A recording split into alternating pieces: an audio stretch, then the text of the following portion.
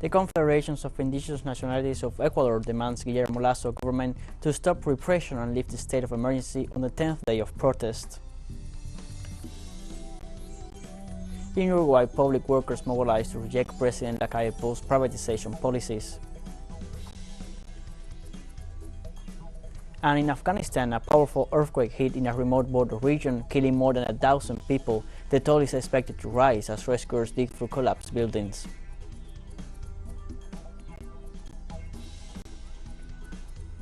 Hello, welcome to From the South. I'm Luis Alberto Matos from TeleSUR Studios in Havana, Cuba. We begin with the news. The Confederations of Indigenous Nationalities of Ecuador demanded the government of Guillermo Lasso to lift the state of emergency, and they have set new conditions for a dialogue. The leaders of the indigenous movement, headed by President Leonidas Issa, declined an invitation to a dialogue extended by the government, saying that the government has ignored their current demands. The indigenous leaders say that they are willing to open a discussion on the issues that prompted the mobilizations, as long as the government agrees on lifting the state of emergency and demilitarizes certain areas.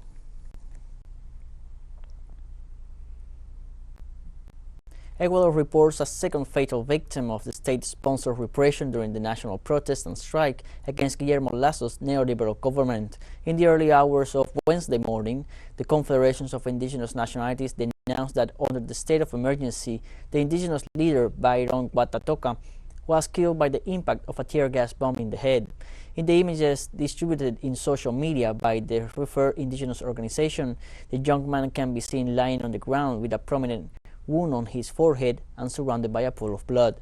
The death of this demonstrator in Pastaza adds to that of another in the Collas area near Quito, where a young man died after falling down a hillside when agents tried to contain the entrance of a group of demonstrators to the capital of the country.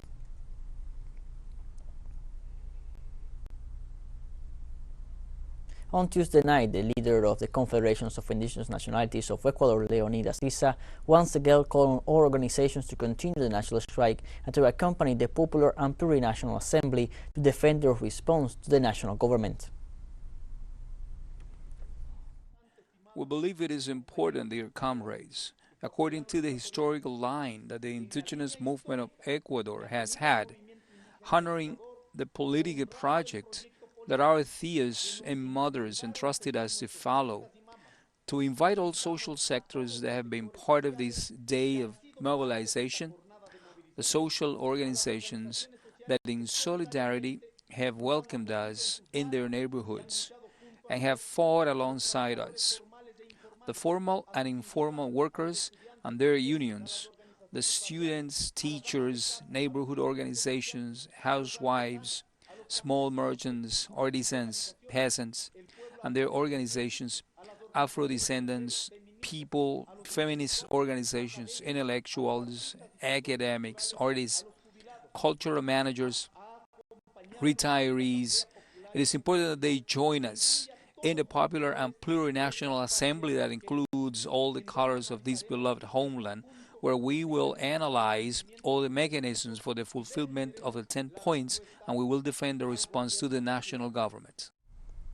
The president of the Confederation, together with other organizations, denounced violent actions by the national government and promoting illegal detentions of some of the leaders. Since the first day of mobilization on Friday the 13th, the national government has employed a strategy based almost exclusively on the use of force, promoting illegal arrests of our leaders, attacking blockade points, and using these ways of force against demonstrators in the main cities of Ecuador. The national government has militarized the National Assembly itself and has also taken with the police the National House of Culture and tried to militarily surround the humanitarian centers taken over by the universities of this country. Regarding the demonstrations that have taken place in Ecuador, Leonidas Issa did not hesitate to state that at present, families lack the conditions for their survival. At the same time, he has expressed that the crisis has been justified by external factors. Say that here there is no problem with a leader in particular of any organization. Here we are FEINE, FENOCIN, Conaie, FENAVE, Organization of Feminists, women, young people, all of us who feel at this moment, the majority of Ecuadorians, a profound crisis generated after the pandemic. While the crisis continues to be justified, in this case by external factors, our families practically do not have the conditions to live, not even to survive.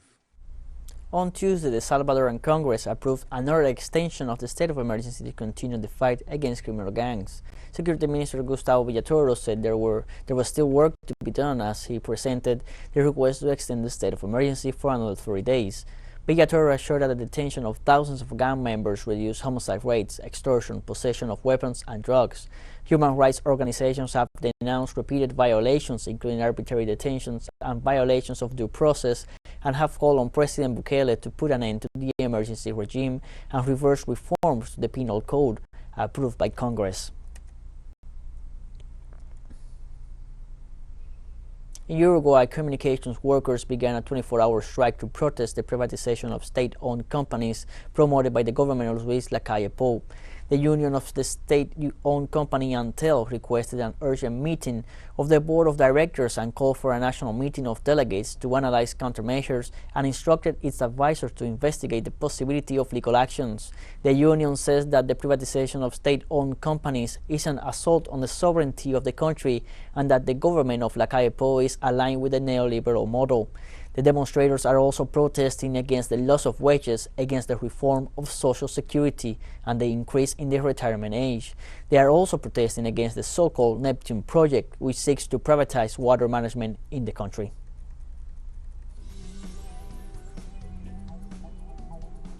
We will take a short break now. Join us again after this.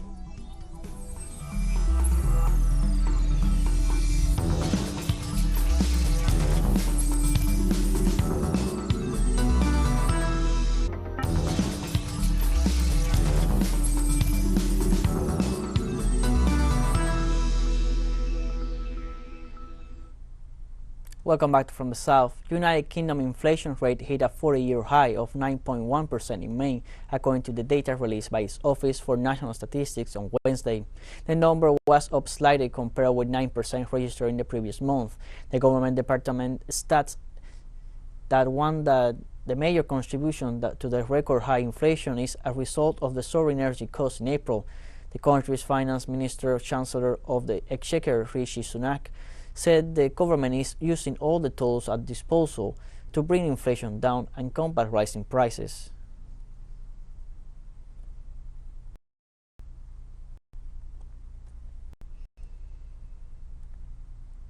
As the only laboratory manufacturing a vaccine already approved against monkeypox, Danish company Bavarian Nordic confirmed it can supply the global market as it typically rarely has started around the world, and especially in Europe.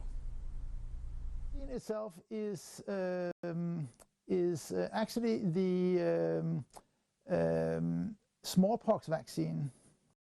The MVA-BN technology, which is our smallpox vaccine that has been approved for a long time, also got this indication back in 2019 for monkeypox. We have a annual capacity in our manufacturing site at approximately 30 million doses annually. So we can produce quite a lot of doses. We can, with the current demand, we can easily supply the global market. China slammed the enactment of the Uyghur Forced Labor Prevention Act, stressing that the adoption of the Light-Based Act is just another attempt by the United States to smear China and contain its development. According to the Foreign Ministry spokesman Wang Wenbin, said at a press conference that the so-called forced labor in Xinjiang is completely contrary to the actual situation in the region. The government official also said that U.S. fabricated lies are completely contrary to the fact that large-scale mechanized production has been used in the cotton and other industries in Xinjiang, and that the labor rights and interests of all ethnic groups in Xinjiang have been effectively protected.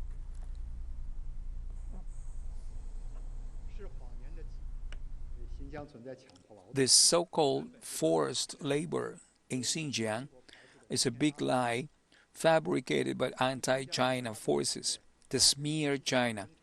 It is completely contrary to the fact that large-scale mechanized production has been used in the cotton and other industries in Xinjiang, and that the labor rights and interests of all ethnic groups in Xinjiang have been effectively protected. Chinese President Xi Jinping on Wednesday called for steering global development into a new era when delivering a keynote speech via video link at the opening ceremony of the BRICS Business Forum, noting that development holds the key to tackle challenges and promote people's well-being. Xi said the aspiration of the people and the interests of the international community should be the focus in steering global development into a new era to bring benefits to people of all countries. The forum, taking place in Beijing both online and offline on the sidelines of the 14th BRICS Summit, fully demonstrates the vitality and attractiveness of BRICS economic and trade cooperation. BRICS, an emerging market group that includes Brazil, Russia, India, China, and South Africa, represents approximately 40% of the global population and accounts for about 25% of the global economy.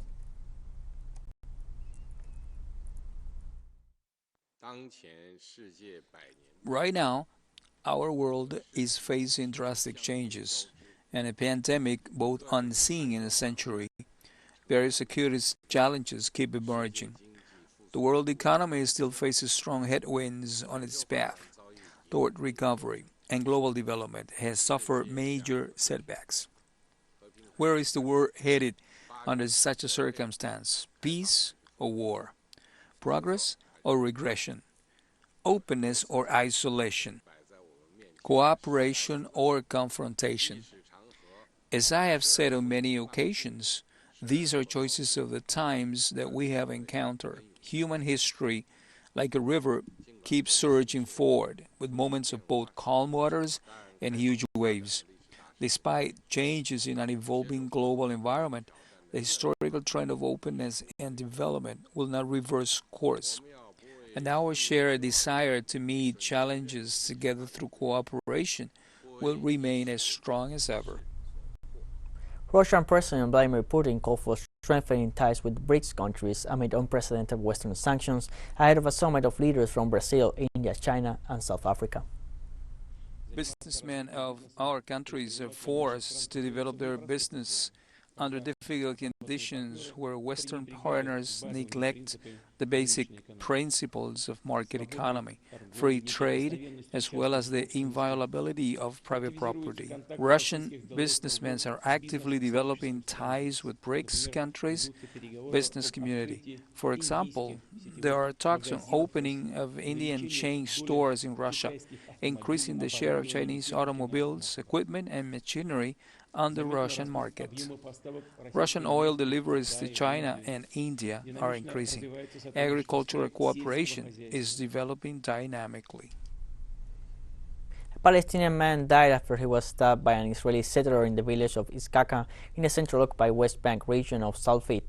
According to the Palestinian Authorities Ministry of Health, the victim, Ali Hassan Harb, died to a fatal stab wound to the chest. Local sources said that an altercation erupted after Israeli settlers attempted to take over an area of Palestinian village land by setting up a tent on private property. Harp and other residents intervened, and that is when an Israeli settler stabbed and killed the young man. The rise in settler violence in recent years, which targets Palestinians, is often accompanied by Israeli forces standing idly by or actively supporting the settlers. We went to the land and found settlers building there and laying rocks as if it was their land, not ours. After a while, the Israeli army, the settlement security guards, they were armed, of course, and the police forces arrived and started firing in the air. Afterwards, the settlers started approaching us. We didn't move. A settler stabbed him, Ali, with a knife without any reason. Then the settlers and the security guards attacked us. He had fallen on the floor when they attacked us, and they did not let us reach him to take him to any hospital. Thousands of Israeli teachers went on strike on Wednesday following 3 days of partial protests for better salaries and other union demands. In the previous days of partial protest, teachers had only stopped work for 2 hours in the morning. However, this Wednesday, the teachers' union decided to step up their actions and close elementary school classrooms and kindergartens in a new show of force against the government.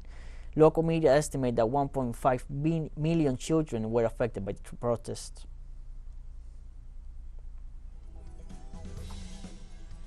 More news coming up after a final short break, so don't go away.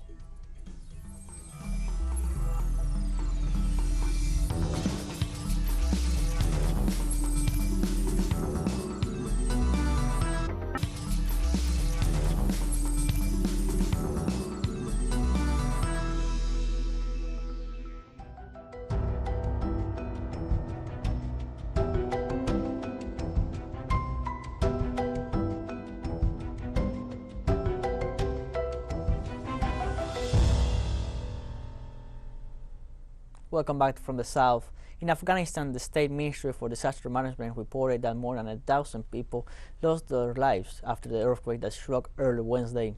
The epicenter of the earthquake was located 44 kilometers from the city of Kos in the southeast of the Asian country and had an intensity of 5.9 on the Richter scale. The most affected provinces in Afghanistan were Paktika, Kos, and Nangarhar. According to local media, the number of wounded rose to 1,500.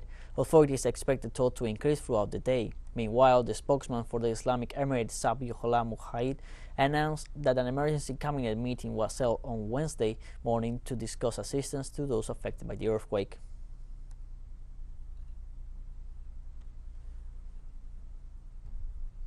On Tuesday, Guatemalan President Alejandro Giammattei declared a state of public calamity as a security measure to face the devastating effects of recent heavy rains across the country. The measure will remain in force for at least 30 days, and the government wants special attention to be given to the departments of Jutiapa, Jalapa, Santa Rosa, Chiquimula, El Progreso, Zacatepeques, and Zacapa, which are so far the most affected by the rains. According to data from the National Coordinating Office for Disaster Reduction, there are at least 23 deaths, 3 missing people, and another 672 citizens in shelters. Nationwide, more than 1 million people have been affected, more than 2,000 have sustained some material damage, almost 5,000 have been evacuated, and more than 1,000 others are still at some risk.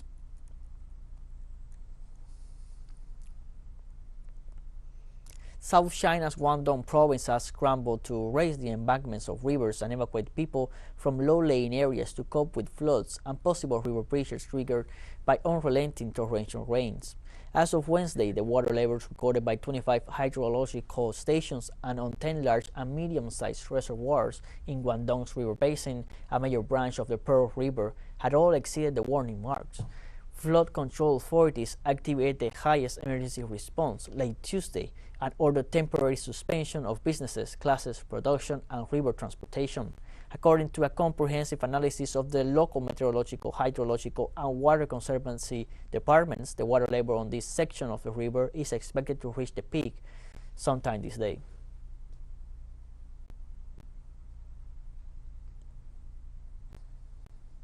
At least 5 people, including 4 children, have died after torrential rains led to flooding in Ivory Coast economic capital Abidjan. Heavy rain fell through Tuesday night, flooding many neighborhoods of Abidjan and leaving several key roads unusable.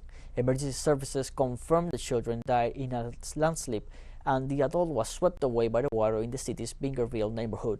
They added that 85 people had been rescued and 1 taken to the hospital, while a building threatening to collapse was evacuated.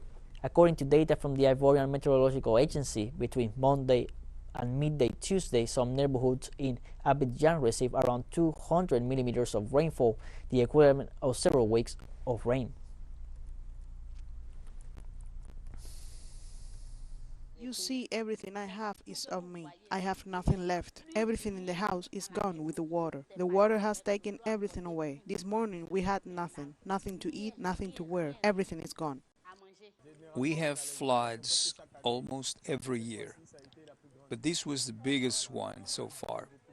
We had lots and lots of damage. The fangs and then all the kitchen utensils. The living room was emptied. And there was a death here. There were vehicles that were completely damaged.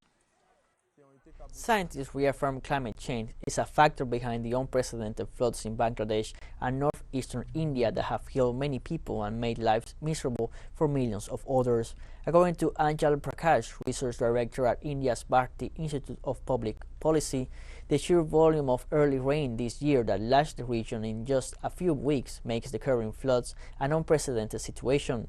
Although the region is no stranger to flooding, it typically takes place later in the year when monsoon rains are well underway. This year's torrential rainfall lashed the area as early as March, but scientists say that it has made the monsoons more variable over the past decades. This means that much of the rain expected to fall in a year is arriving in a space of weeks. Bangladesh has been known for fighting cyclones every year, and the number and the frequency of cyclones has been increasing.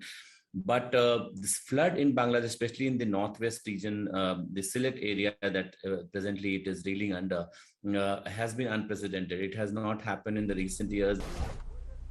TeleSUR expands its signal with new satellite parameters, since more than ever the world connects to us and our stories are heard in other faraway nations. These parameters are in place since June 1st in Latin America and the Caribbean, both in English and in Spanish, and quite soon further changes will be implemented for the signals in Europe, the Middle East, and Africa. This news multi-platform will continue providing truthful content to oppose the hegemonic media's narrative and our faithfulness to our audience.